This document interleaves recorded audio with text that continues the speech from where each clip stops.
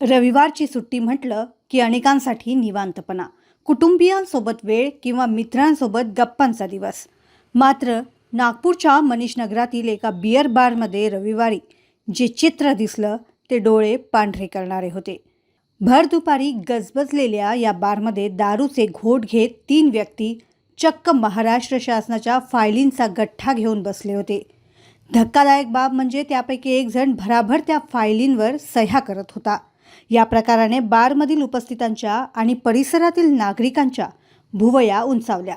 प्रत्यक्षदर्शींनी दिलेल्या माहितीनुसार दुपारी 3:30च्या सुमारास 3 व्यक्ती मनीष नगरातील या बिअर बारमध्ये आल्या.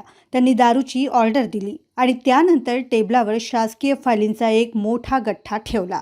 जवळपास तासभर त्यांच्यात या फायलीवरून गंभीर चर्चा सुरू होती. ही चर्चा नेमकी कोणत्या विषयावर होती हे स्पष्ट होऊ शकले नाही, परंतु चर्चेदरम्यान एका व्यक्तीने महाराष्ट्र शासन लिहिलेल्या फायलीवर भराभर सह्या करण्यास सुरुवात केली, अशी माहिती हाती लागली आहे.